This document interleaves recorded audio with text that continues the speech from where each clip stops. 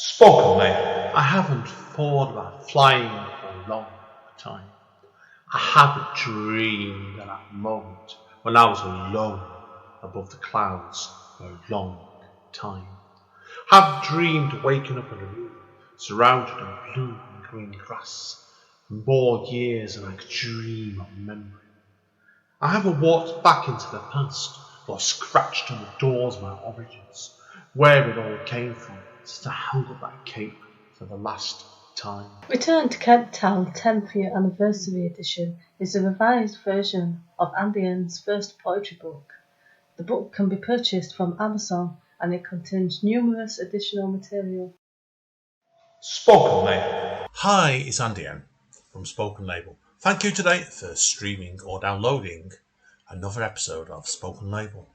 Spoken Label was originally set up on beginning of 2016 and as of speaking has currently nearly 300 sessions. The full archive is available on Spoken Label bandcamp.com. Although it is available for free for stream and download if you wish, I am always grateful for any sort of kind of donation to enable me to keep the running costs of this podcast going. And enjoy. Take care. Bye bye. Spoken Label. Hey guys, Andy N, Spoken Label, back in the house on Tuesday evening.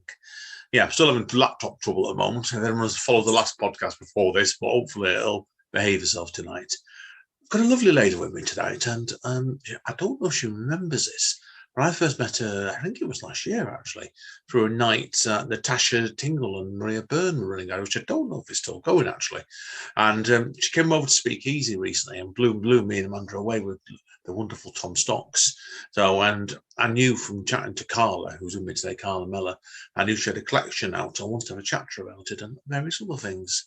So Carla's currently from the Wigan area, but I didn't realise she was from Halifax. So, Carla, tell us first of all then a bit about yourself as a person. Obviously, I know you told me a bit where you've moved around a little bit. So, tell us about what led you to Wigan, where you live now then.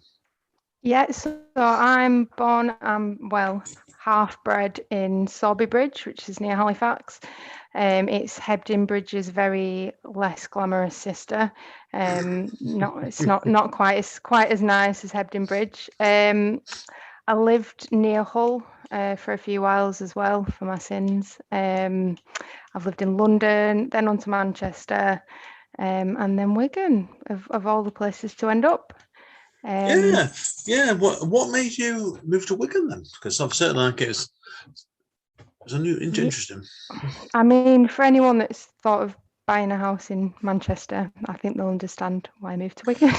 Yeah, that's yes. Same goes where we are as well for rent prices. It's about half the price, isn't it? So yeah, me and my fiance decided that we'd eventually want to buy a house. So we rented for a little while in Wigan, things that I'd put on Instagram.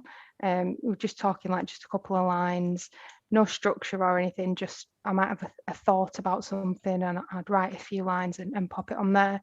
And then it just grew. They started getting a bit longer. There were more of them. And then when COVID hit, I wrote a poem about the pandemic. I read it to my partner Tash. And she was like, "That's brilliant. We could make that into a film." And she did, because she's a filmmaker. So very helpful indeed. Very handy. So she made it into a video, which was interesting because we weren't really allowed to be out. So we had to film the entire thing from inside my car. We couldn't even get out of the car. She had to just wind the window down, film it out the car window. And then for the rest of it, she just used sort of stock footage and images that were donated by the Mirror newspaper. And that was it. We just did it all from the comfort of our own home, and it ended up on the telly. Oh, now is this the poem that Kingdom United, or is it another one? Yeah, that's the one. Now, tell us about that, the origins about this piece, because I've watched the video of this. So I've watched the video and it's really, really good. I really enjoyed this. I didn't realize that was going to one you were leading into then as well. Yeah, honestly, I just sat down and thought, all these horrible things were going on with COVID, and people having to stay home, some people in the hospital, everyone really confused as to what's going on, where we're going to be. But along with that, there was this nice side to people. So there were, people knocking on your door that you didn't speak to, saying, they were getting a food shop. Did you want anything in the food shop? People checking in on people.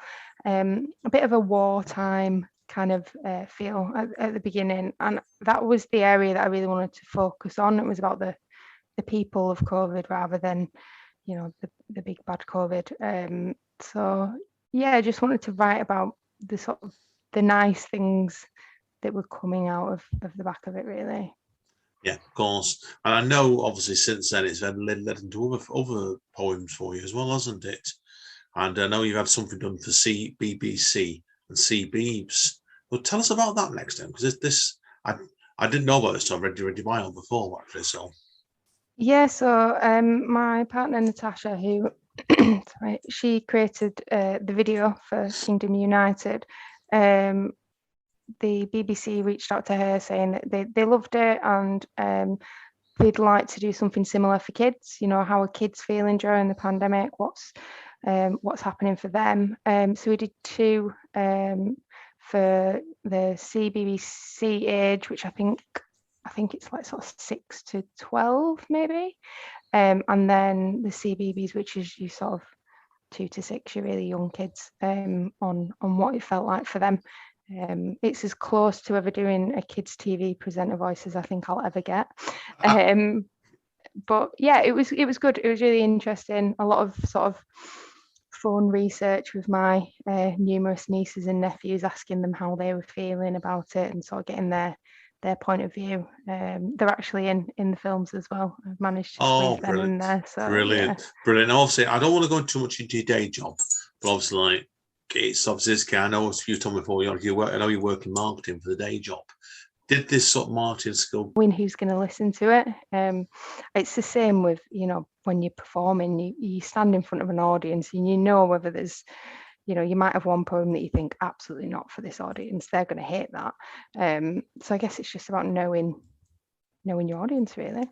Yeah, I think I'll definitely with that, because I think you're great dead right there, because I think a lot of it is when you're going to do performing and everything like that, you've got to be able to work out your audience, if not before you're on stage, certainly. And so when you're on stage, you know what you got to do, and I agree completely with that. So, and obviously then, like, it's after that, then I know you obviously did a guest poet slot, didn't you, for Louise? And I'll let you correct spelling on this, because Louise has told me off about 4 times in this now.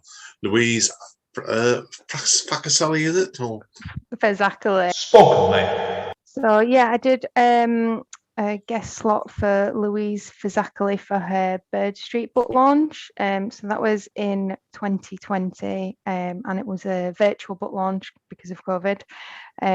So there was myself, and there was another poet supporting her, Rory Aaron. He's really good. So we both did the support for Louise. On there was the sort of first event that I'd done that wasn't just an open mic. So it was really nice to be asked to do that. I know Louise from the poetry scene in Wigan, and I've done writing workshops that she's held and stuff before. And then when I did a sort of small launch for my book in Wigan at the Old Courts, and she sort of did my support for that. Well, we did more of sort of a joint book launch, because hers had been online and she'd not been able to do a physical launch, and mine had been delayed, so we decided to do a joint one there, which was really good. Brilliant. Now, obviously, we're going to go on to the next thing. Look at this, a great planning. This is synchronization completely. We want to talk next about your debut collection, Scraps. And obviously, tell us first of all then, why Scraps? Well, one of the poems in there is called Scraps. So my first job, when I was about 14, was working at a chip shop. So I wrote a poem about that. And just all my poems that I write are quite short. and I always feel like they're just little scraps of something. So it kind of fitted together with the scraps and the other scraps, and everything I do, sort of performing and writing, it's very northern. So I write how I would speak, and Southerners don't know what scraps are. So I thought, well, I mean, if you're Southern, you can buy my book. I'm not saying you can't buy it, but it's a homage to the North. So Yeah, everyone's wondering what scraps are. It's not cat's bits. I've seen in chip shops down south. they sell them in. You can buy like posh scraps in M&S now, and they're like £5 or something. I'm like, who pays for scraps? Scraps are free.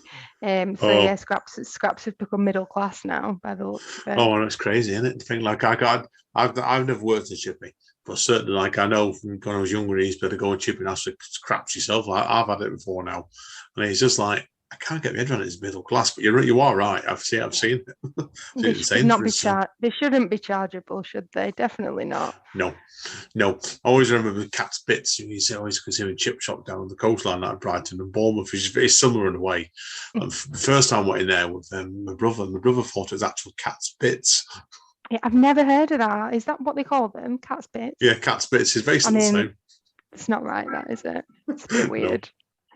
No, anyway, we're digressing completely, okay? Now, obviously with your book itself, and how long did your book take to write? Was it quite a quick process, was it? Or did it take you a bit to write the book? So I approached the publishers when I had sort of half of the poems in there, which was sort of mid 2020. And then I kind of just knew I had to write the rest because I'd agreed to do it, and that sort of pushed me along to do them. They all came really quickly in sort of a really short space of time. And do you know what? I've not written anything for ages now because I think it's just with everything that I had is in there, and I think it's probably going to take me a while to come up with anything else. So I'm just sort of coasting by on those for a while because it was intense. It was. I think it's the right move sometimes. Then it was obviously like I said, you bring your first book out, you will be like it's. I mean, you'd have put a lot of yourself into this first book. Particularly what I've read of the book, Carla. Certainly, I've seen you read. There's a lot of you in there. I can hear it in all your pieces you do. So it's. I think when you've put yourself so far forward of it, it's almost like you've got to have recovery time, haven't you, to calm down again? I think. Yeah, and I've always found writing very sort of therapeutic, and I do think it was quite a sort of I don't know. Yeah, there is a lot of me in there, and I did feel a little bit empty after I'd done it, and it's kind of nice to get a lot of the things in there are very nostalgic, and it's a period of my life that I now feel that I can sort of close the book on because it's written down, and it exists in there, and that's where it is. So yeah, I think it was quite a deep thing, really, sort of writing all that down. Yeah, I think you might find, and this, I'm talking about me here, but I think the same could apply to you in this case. When I bought my first book out in 2010, it took me 5 years to follow it up. And the first book I probably wrote in like 2 and a bit years, but I think I needed that space. That makes sense. And you're probably going to be the same, aren't you, so? Yeah, and I don't want to do. It's always that. Is anything else going to be as will it be as good as that? And I wouldn't want to be just. I'm not one of these people that would force myself to write. Obviously everyone it works differently for everyone. Some people get up at 5 a.m. and sit there for an hour and just force themselves to write. And I'm sure at the end of that you probably do get something really good, but that's not who I am. I kind of have to have a feeling or a thought or something, and then I'll go with it. But it has to sort of be a natural natural occurrence. Yeah, I can't just sit and write. I'd find that difficult. So. Yeah, of course. Now, winding down on this first part anyway, I always like to ask our writers and people I'm speaking to in Spoken Label, what plans do you have next then? Do you have anything coming up you can talk about at the moment?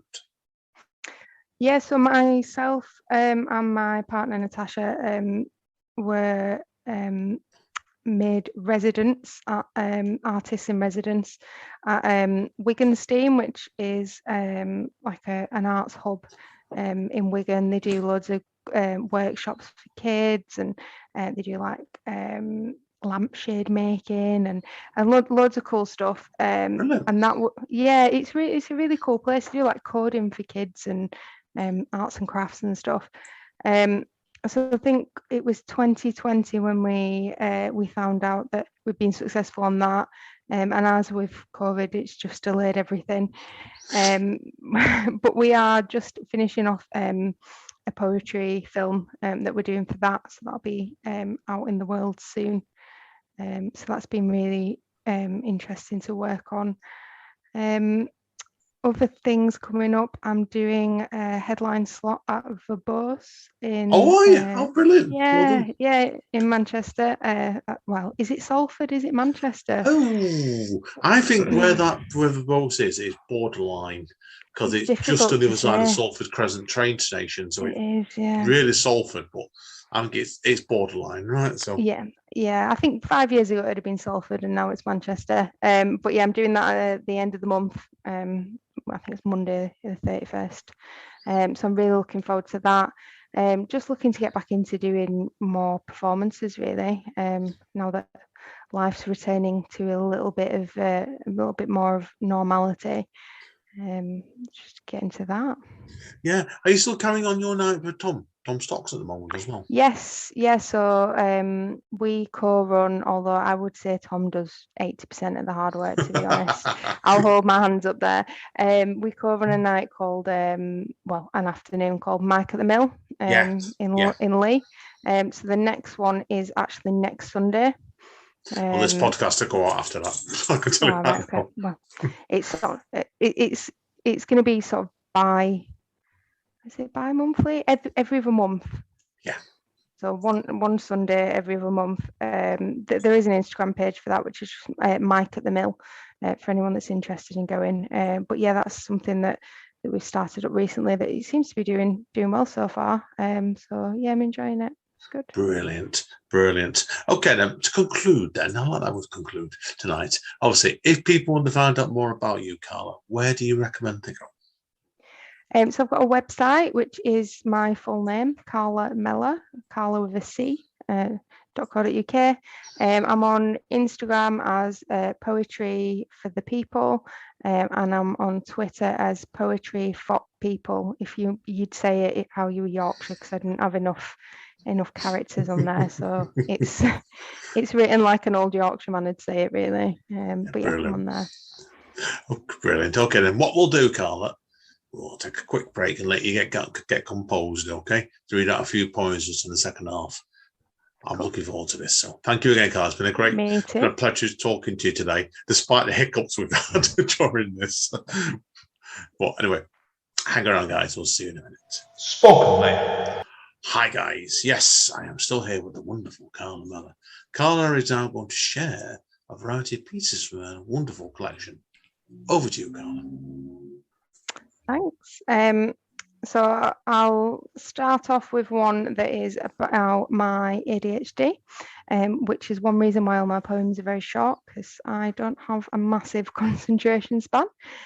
So this is called Neurodiversity, and it sort of focuses on everyone else's opinion on ADHD, which there seems to be many about that. A spreadsheet is never going to reorganize the chaos in my brain. The very suggestion is somewhat insane. A list is never going to fix this mess inside my head. Practicality and positivity are not medication for my ADHD, and your inspirational quote isn't going to turn down the volume or lower the pitch. It's not going to scratch this itch. It won't cancel out the noise or stop the static. So you can keep it and I'll just manage this manic.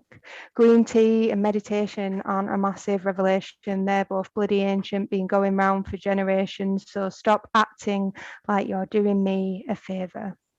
Like you're some sort of mental health saviour by making these suggestions on how to improve my behaviour, like it's a choice. Like I wake up in the morning and switch on that voice in my mind that never stops going to let me unwind, that makes me distracted when I'm trying to focus, that screams so loud, brain cell, hocus pocus. My mind is a busy roundabout with too many traffic lights and too many signs and too many junctions for me to decide what to do and where to begin, and the car won't start and the engine's packed in and I don't have a license. I can't even drive. I'm in the wrong lane, not sure how to make it out alive.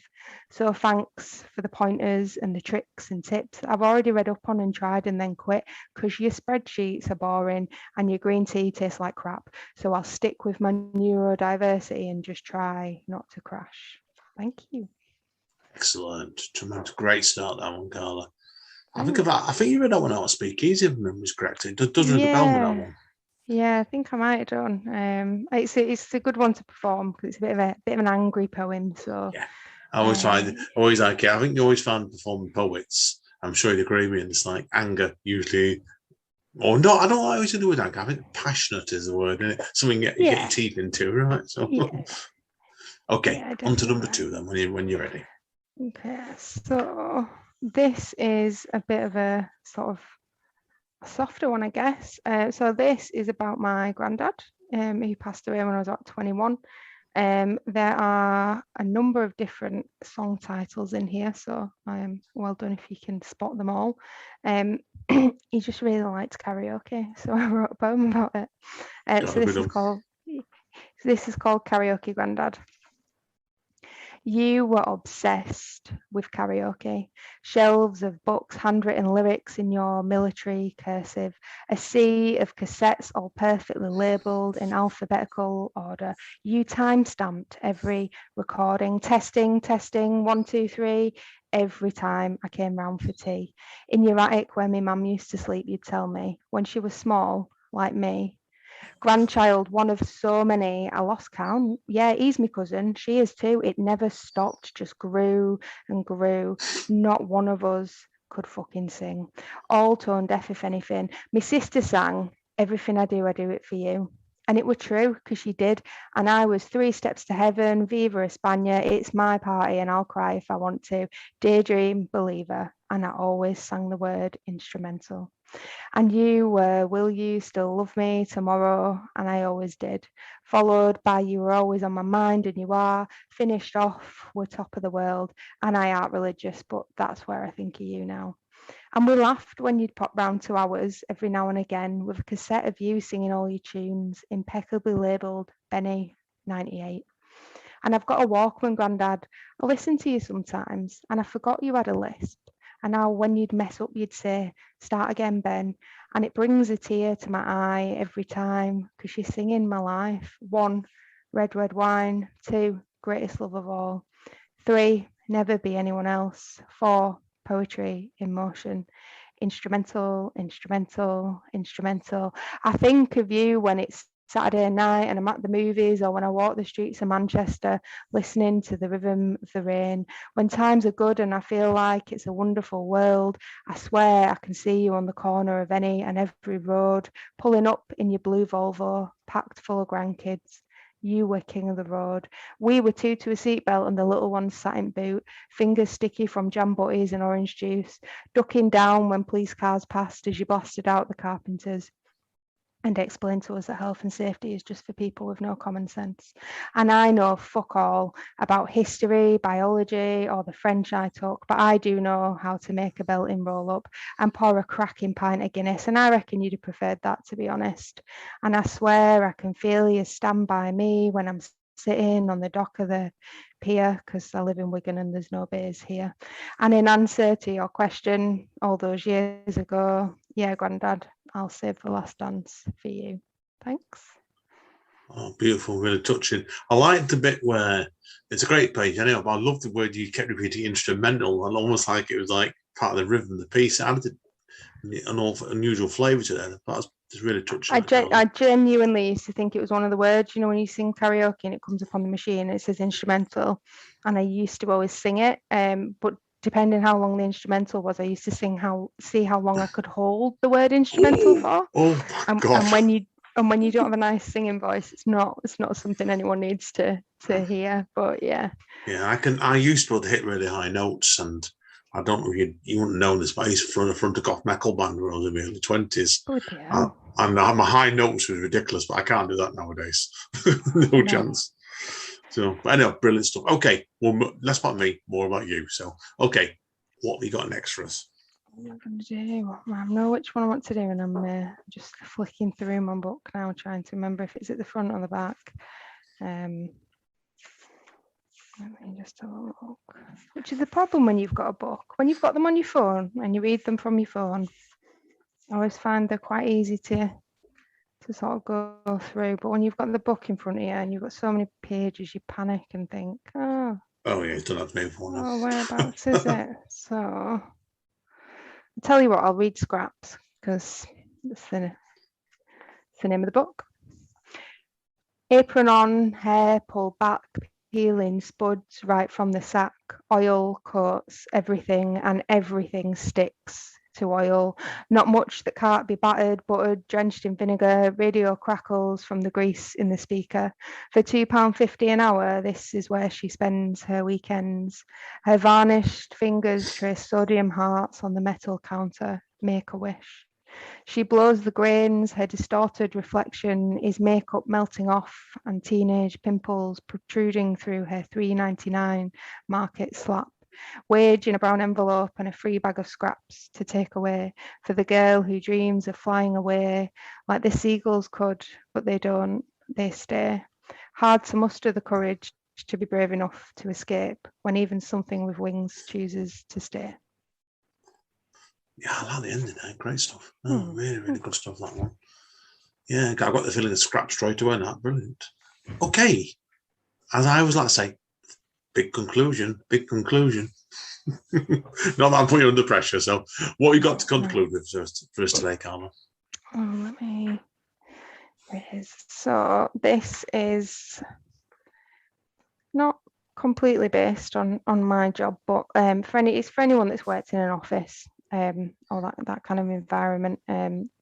Just all the little things that they don't seem like a big thing, but when you go the same day over and over, and it's a bit Groundhog Day.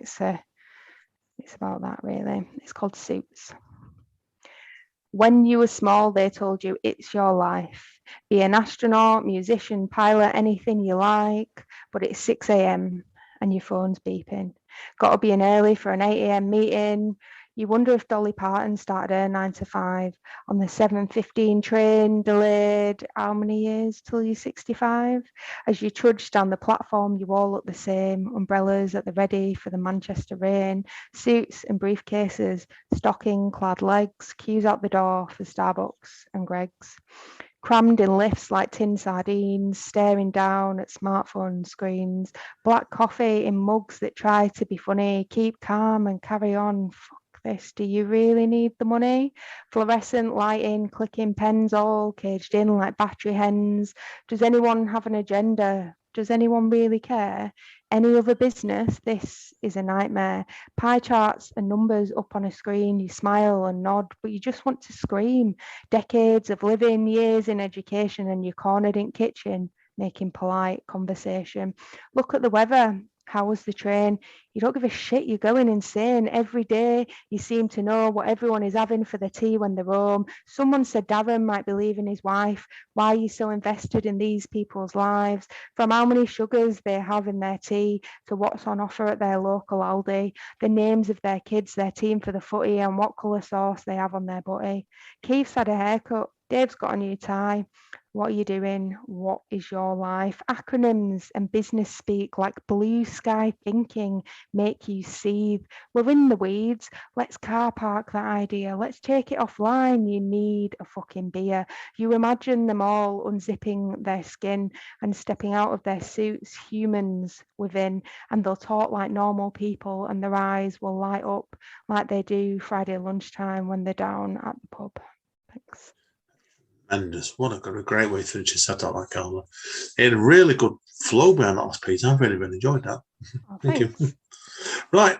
Well, that's it for today, guys and girls, anyway. So, certainly worth checking out Carla's collection. Check her out on her website. I've really enjoyed this today, and I recommend it hugely. So, thank you for today, Carla. It's been a pleasure. I've really, really enjoyed this. Thanks for having me. I've loved it.